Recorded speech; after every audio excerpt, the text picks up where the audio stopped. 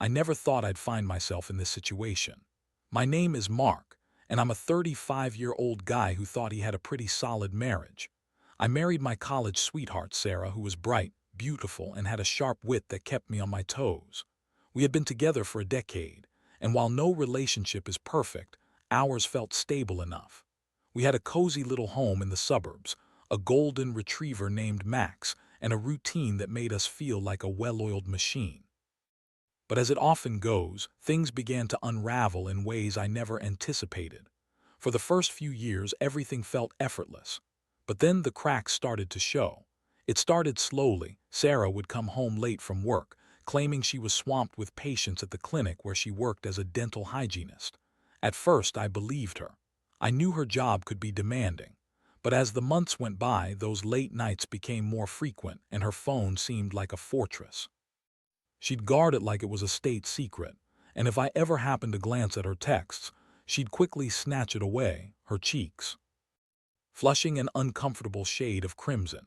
I began to notice other things too, a change in her demeanor, a certain distance in her eyes during our conversations. She'd laugh a little too hard at jokes that weren't that funny and seemed preoccupied even when we were together. There were whispers of a new plastic surgeon in town, Dr. Adams, whose charm and success seemed to be all the rage among the women in her office.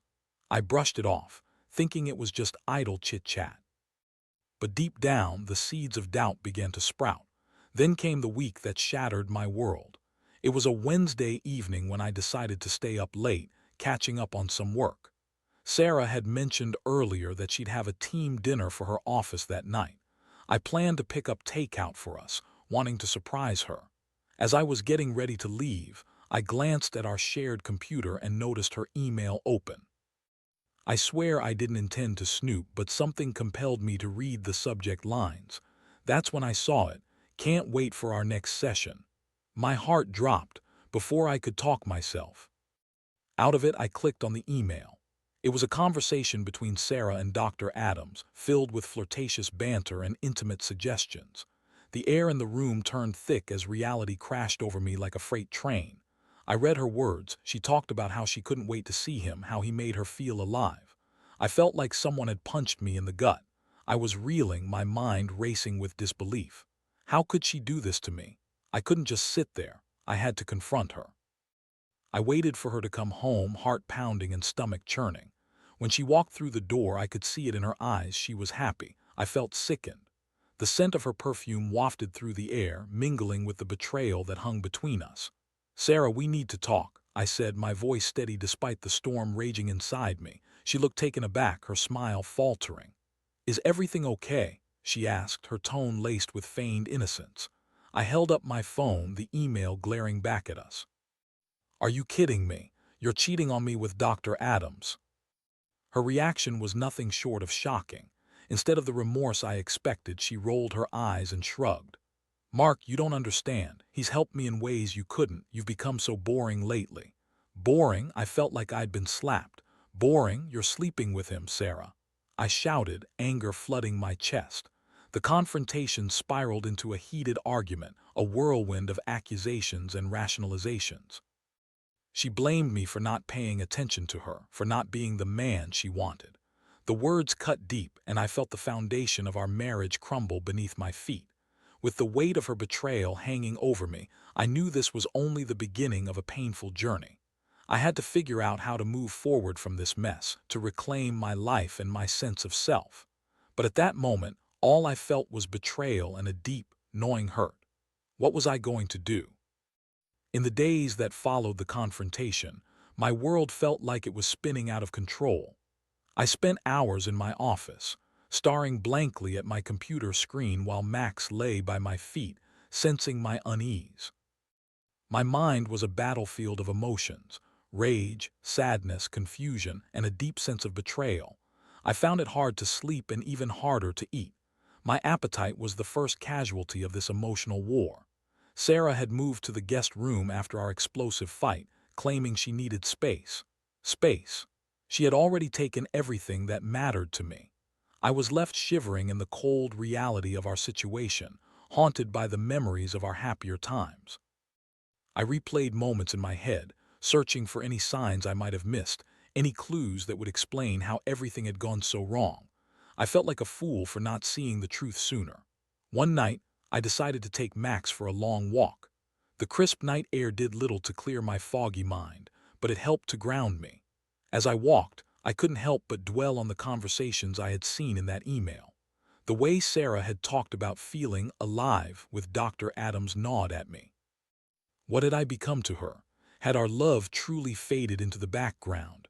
I started to think about my own shortcomings, about how I had let complacency creep into our lives.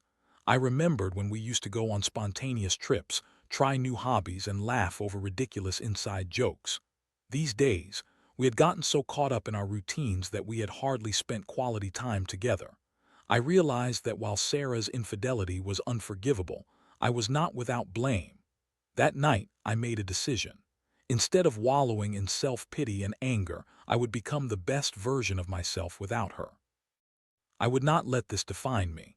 I decided to hit the gym again, pick up old hobbies, and focus on my career.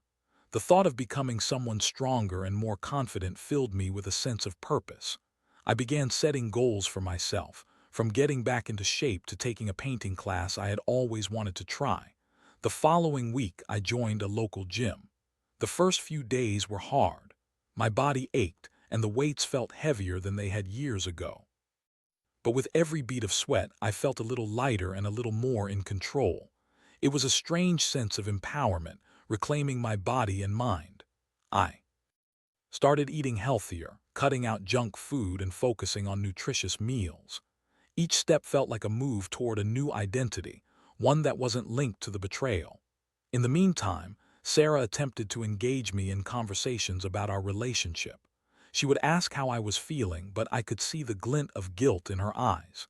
Every time she tried to pull me back into her world, I pushed away, choosing to focus on my own transformation. I didn't want to fall back into the trap of comfort just because it was familiar. It was as if I had awoken from a sleepwalk and realized I had been living someone else's life. One afternoon, as I was leaving the gym, I ran into an old friend, Jason, who I hadn't seen in years. He was in town for a conference and suggested grabbing coffee. I hesitated at first, but then agreed. Over coffee, he caught me up on his life, his new job, his recent travels, and the adventures he was having. Listening to him reminded me of the excitement I used to have about life, and I realized how much I had let that slip away. We talked about relationships, and I shared bits and pieces of what was happening with Sarah. Surprisingly, Jason was supportive and encouraging. He told me that sometimes people grow apart and that it was okay to seek happiness independently. It was refreshing to hear someone else's perspective, and for the first time in weeks I felt a flicker of hope.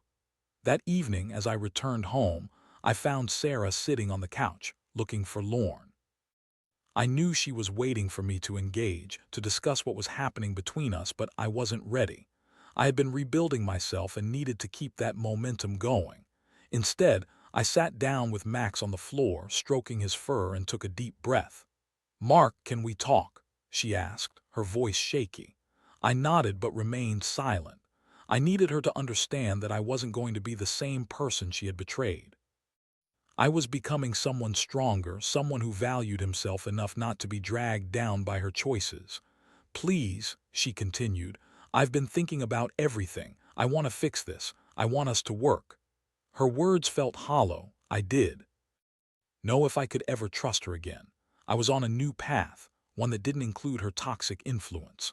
For the first time, I felt a sense of clarity wash over me. I realized that I needed to think deeply about what I wanted for my future.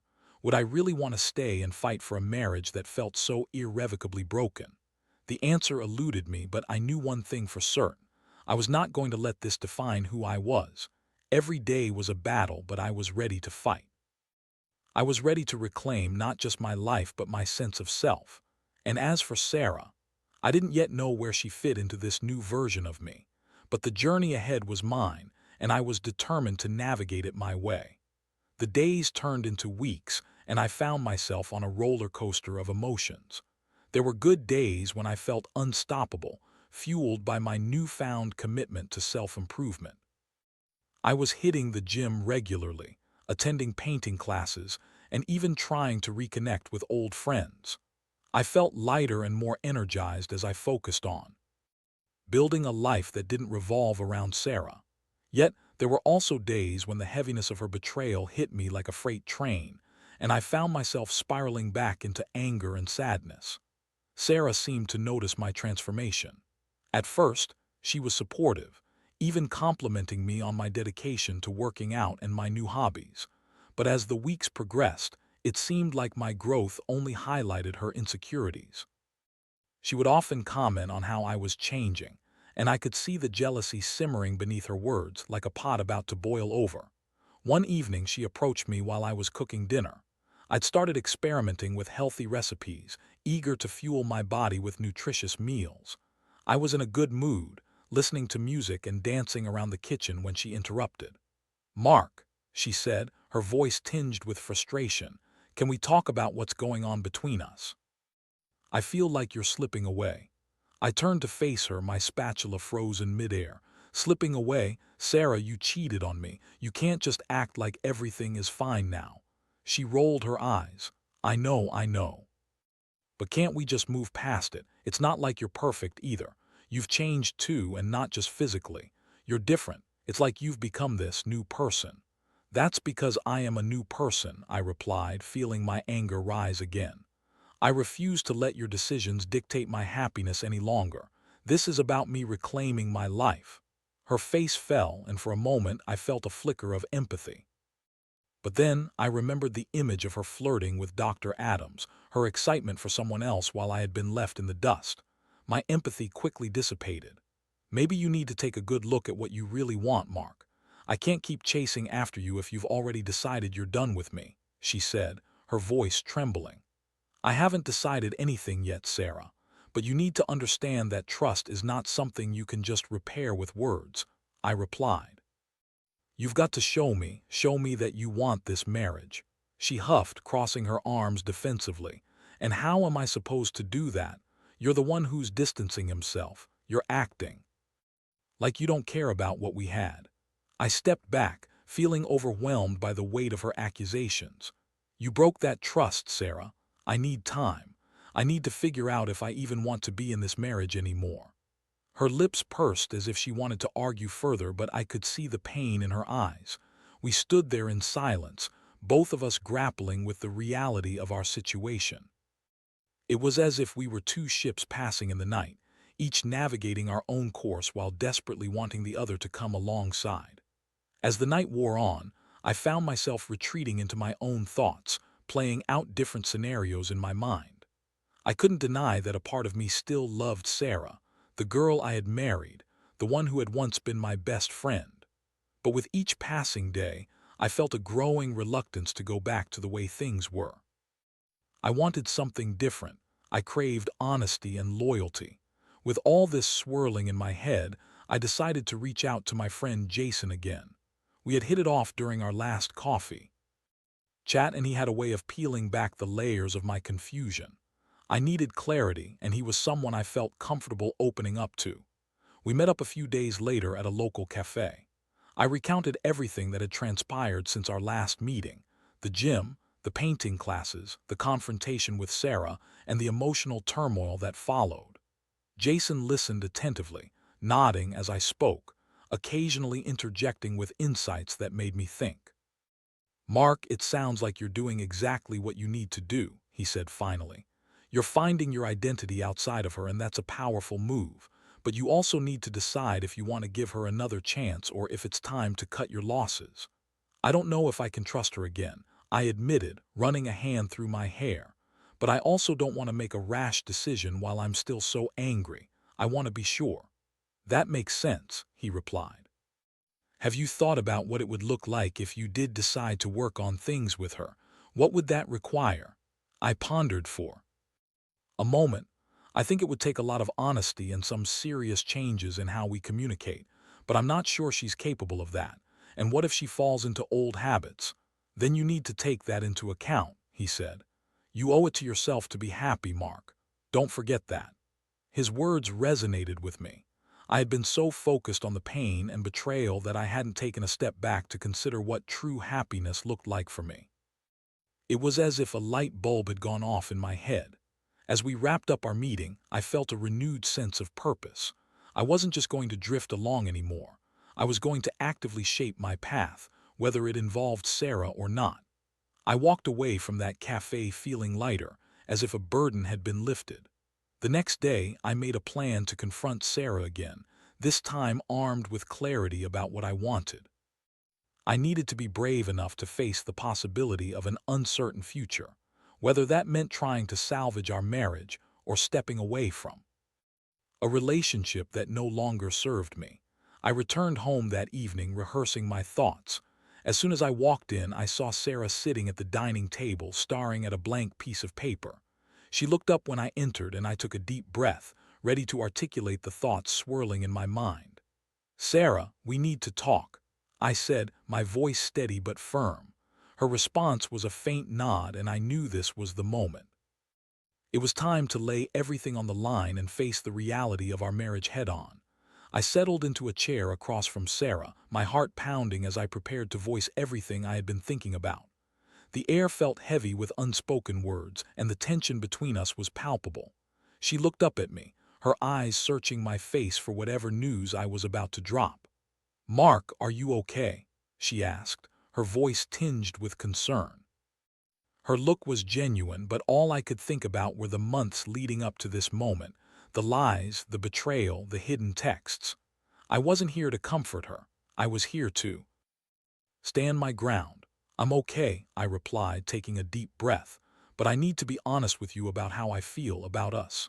She nodded, her gaze steady, but I could see the uncertainty lingering there. "Okay, I'm listening. After everything that happened, I've done a lot of thinking. I realize that I can't just ignore what you did. You betrayed my trust in the worst way, and it shattered me. There were moments when I thought I wouldn't be able to come back from this." My voice shook slightly as the words spilled out, but I pushed forward. "But I also recognize that I've had my own faults in this marriage. I let complacency take over and I stopped being the partner you needed." Sarah's expression shifted. I could see the realization dawning on her. "I know I messed up, Mark. I was searching for something I thought I lost. I'm sorry. I've been trying to change, to show you that I want to win back your trust." "Apologies don't change what happened," I replied, shaking my head slightly.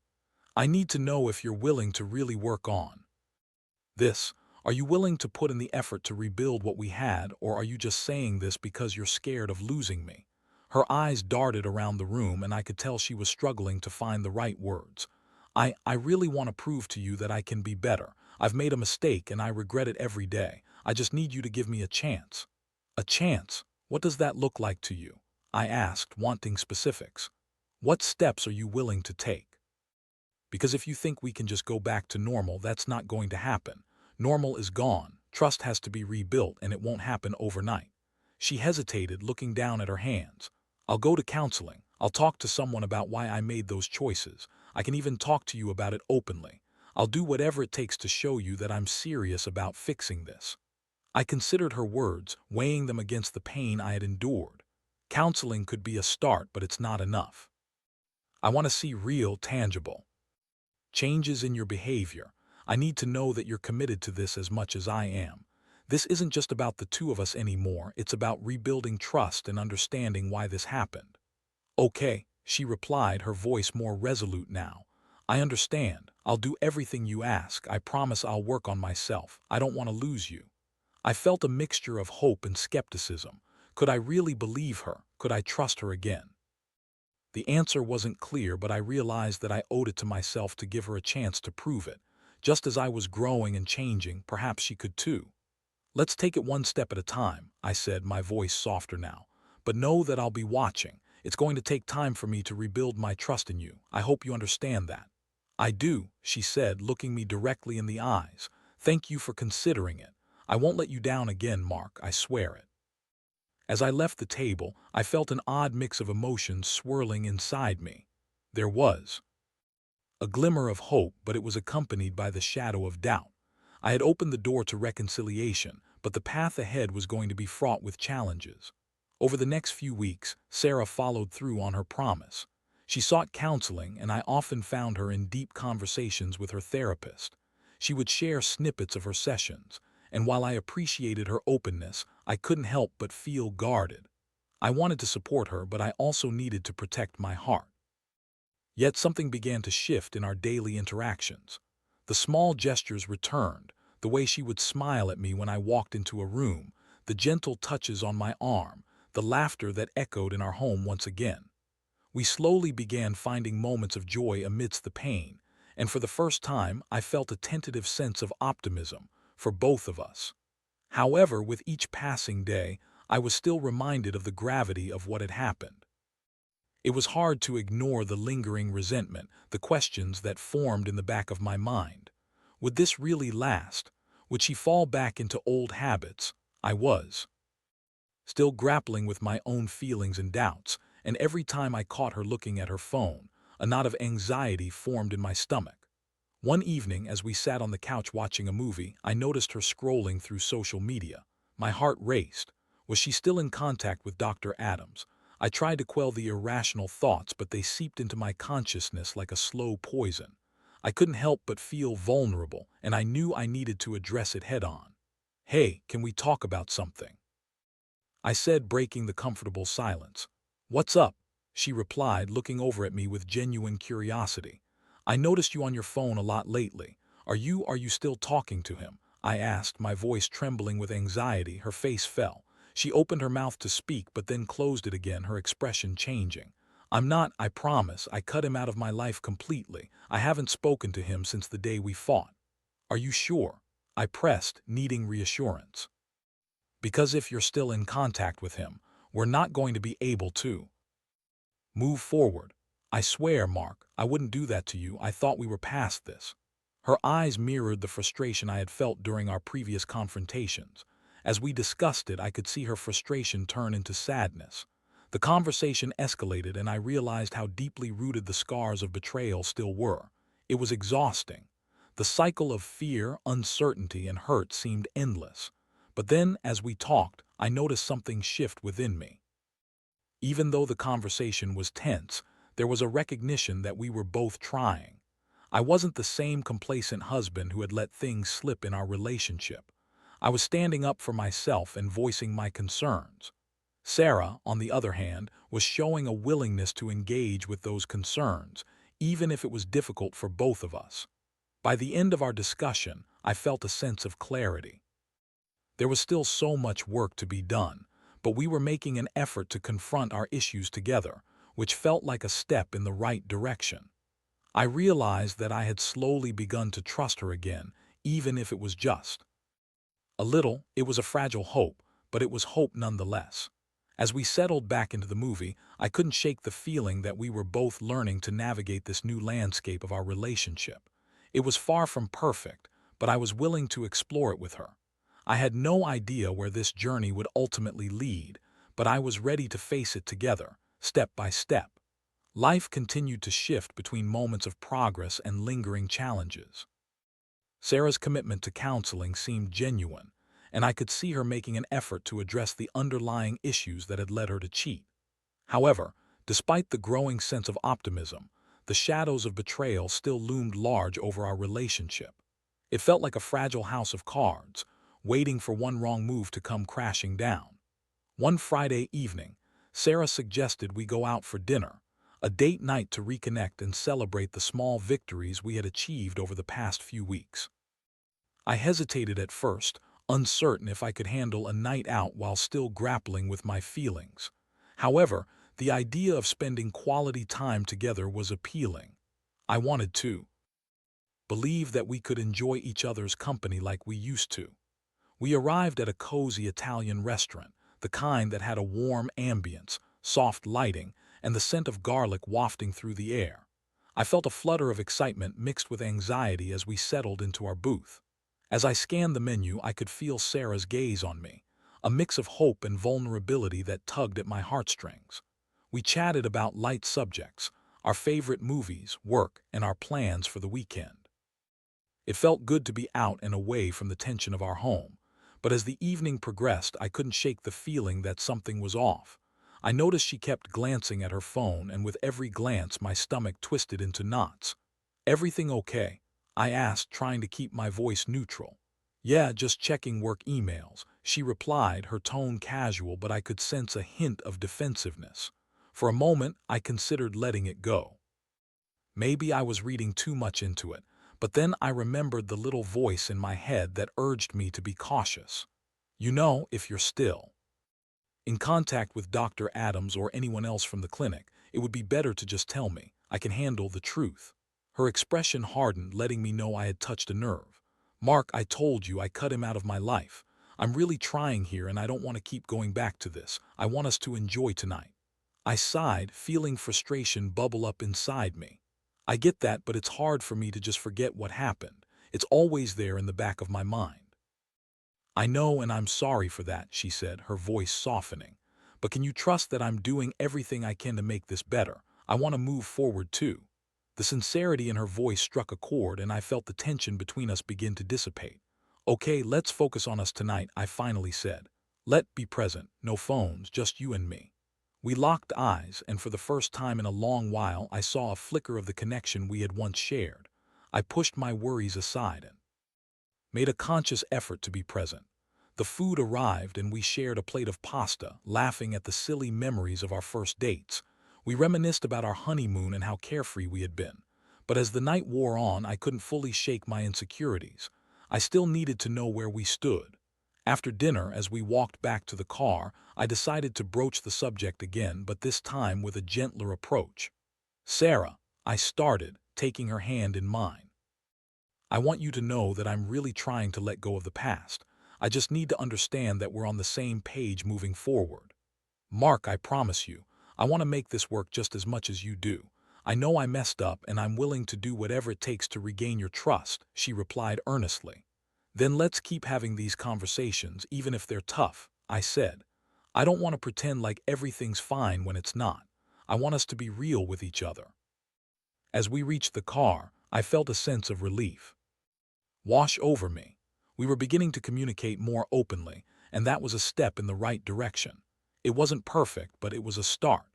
The following week, we both agreed to try couples counseling. I hoped it would provide a safe space for us to explore our feelings. I knew that bringing in a neutral third party could help us navigate the tricky territory of rebuilding our relationship. As we sat in the therapist's office, I felt a mix of anxiety and anticipation. The therapist, a calm woman named Dr. Anderson, encouraged us to share our feelings and actively listen to one another. "Let's start with how each of you has felt over the past few weeks," she prompted, her voice soothing. I glanced at Sarah, who looked anxious yet determined. "I've felt a lot of regret," she started. "I've been working hard on myself, but I know that I hurt Mark deeply. It's been hard to see the pain I caused. I want to show him that I can be better." Dr. Anderson nodded, encouraging her to continue. "And Mark, how about you?" I took a deep breath, feeling all the frustrations of the past months bubble to the surface. I felt betrayed and angry. I'm still trying to wrap my head around what happened. I want to trust her again, but it's hard when I keep remembering how things were. I'm trying to focus on my own growth, but I also want her to be a part of my life again. Dr. Anderson listened intently, nodding as we spoke. She guided us through a series of exercises aimed at fostering communication and rebuilding trust. As we discussed our feelings in a structured environment, I felt a shift happening. It was as if the air between us was clearing, allowing us to finally address our pain without fear of judgment. Over the next few sessions, we continued to delve into the past, exploring why Sarah had felt the need to seek validation outside of our marriage. She opened up about feeling unappreciated, and I realized I had been so wrapped up in my own struggles that I had neglected her needs. As we both began to understand each other's perspectives, I felt a renewed sense of hope. We were actively working together to heal the wounds that had been inflicted. Slowly but surely, we both began to appreciate the effort the other was putting in. One evening, as we returned home from another session, I found myself feeling lighter than I had in months. "Sarah, I think we're really making progress," I said, a smile creeping onto my face. "I feel it too," she replied, her eyes sparkling. "I never thought we could get to this point after everything." I think we're starting to understand each other again, I said more confidently this time. Maybe we really can make this work. But just as I began to feel optimistic about our future, the old insecurities crept back in. Would we really be able to overcome the past? My heart raced as I thought about the possibility of falling back into old habits. I knew that both of us would need to commit to continual improvement if we wanted to build something strong and lasting. As I lay in bed that night, I realized that the road ahead would not be easy. We had a long way to go, but I was willing to walk it with her one step at a time. I wanted to reclaim my life, but now I also wanted to reclaim my marriage if it was possible. The journey was far from over, but I finally felt like I could face whatever came next together. As the weeks turned into months, I found myself in a whirlwind of emotions. Sarah and I continued our counseling sessions, each one peeling back more layers of our complicated relationship. We shared moments of laughter and joy, but we also confronted difficult truths and painful memories. It was exhausting yet exhilarating to be so open and honest. One evening, as we sat together on the couch, I turned to Sarah, feeling the warmth of her presence beside me. "You know, I never thought we'd get to this point," I began, my voice steady but filled with emotion. "It feels like we're really working on things. I can see how much you're trying." She smiled softly, her eyes glistening. "I'm grateful, Mark. Being open with you has helped me realize how much I took our connection for granted. I've learned that I need to show you the love and appreciation you deserve." It felt surreal to sit there with her, recalling the dark days when I thought our relationship was over. We had navigated through the storm together, and while the memories of her betrayal still lingered like scars, the healing we were experiencing felt genuine. Still, I was acutely aware that healing was not a linear journey. There were moments of doubt, moments when I felt the shadows creeping back in. During one of our counseling sessions, I opened up about my fear of falling back into a cycle of resentment. "I'm scared that I'll never fully trust you again, Sarah," I admitted. "It's a constant battle in my mind." Her expression shifted to one of understanding. "I get that. I'm terrified too, but I'm committed to proving myself to you. I want to be the partner you deserve." Our therapist encouraged us to develop trust-building exercises, which included small acts of vulnerability and open discussions about our feelings. With each session, I felt a renewed sense of hope. It wasn't about erasing the past, it was about learning from it. As spring approached, I decided to surprise Sarah with a weekend getaway. I booked a charming cabin in the woods where we could spend quality time together, away from the distractions of our daily lives. I wanted to create new memories, ones that could help us forge a stronger bond. The drive to the cabin was filled with chatter and laughter. We sang along to our favorite songs, feeling the excitement build. As we arrived, the beauty of the forest enveloped us, the tall trees, the fresh air, and the peaceful sounds of nature. It was as if the world around us was inviting us to start anew. That evening we settled by the fireplace, sipping wine and reminiscing about our early days together. It was a stark contrast to the heaviness that had once filled our home. I could see the spark returning to Sarah's eyes, and I felt a flicker of hope ignite within me. As the fire crackled, I turned to her, feeling bold. "Sarah, I want to make a toast," I said, raising my glass.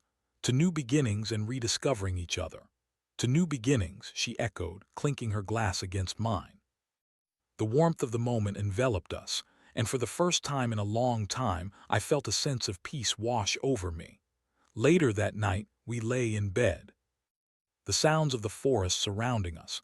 I felt Sarah's hand intertwine with mine, and I could sense the weight of our past slowly lifting. "Do you think we can really do this?" I asked quietly. "Can we move forward together?" "I believe we can," she replied softly. "But it's going to take continued effort from both of us. I want to be better for you, for us. I want to rebuild our love brick by brick." I squeezed her hand, feeling the sincerity in her words. "And I want to support you in that. I don't want to just survive this. I want us to thrive." As the days turned into weeks after our trip, our connection deepened further. We made a conscious effort to communicate openly, to check in with each other about our feelings, and to celebrate our victories, no matter how small. We both learned to appreciate the little things, simple moments spent together, shared laughter, and the comfort of just being present in each other's lives. However, the reality was that the journey of rebuilding trust was ongoing. There were still moments when the past would rear its head, and those were challenging. One night while watching TV, I caught a glimpse of a news segment about a scandal involving infidelity. My heart raced, and I felt the familiar pang of insecurity wash over me. "Mark, are you okay?" Sarah asked, noticing my change in demeanor. I took a deep breath, forcing myself to vocalize my feelings. "I just saw something that reminded me of everything we've been through. I don't want to go back to that place, but it's hard sometimes." She moved closer, wrapping her arm around me. "I'm here, and I won't let you go back to that place. We've come too far. Let's keep talking about it." Her words were a balm for my troubled heart. I realized that the journey ahead wouldn't always be easy, but we had equipped ourselves with the tools to navigate it together. Each conversation, each shared moment of vulnerability was a step toward healing. As the months rolled on, we celebrated milestones together, our anniversary, birthdays, and every small victory that signified our growth. Each occasion became a reminder of how far we had come, how we had fought for each other against the odds. One evening, as I prepared dinner, I couldn't help but feel a sense of gratitude washing over me.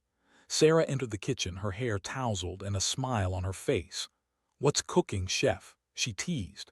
"Just trying out a new recipe," I replied, grinning back at her. "Thought I'd surprise you tonight."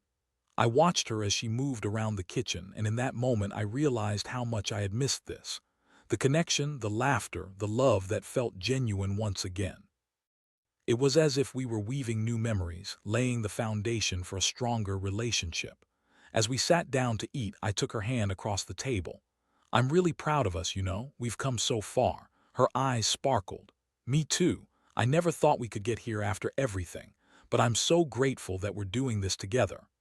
I smiled, knowing that while the road ahead would still have its challenges, we were equipped with resilience and commitment. We had chosen to face the past head-on and had emerged stronger together. In that moment, I understood that love is not just a feeling, it's an action.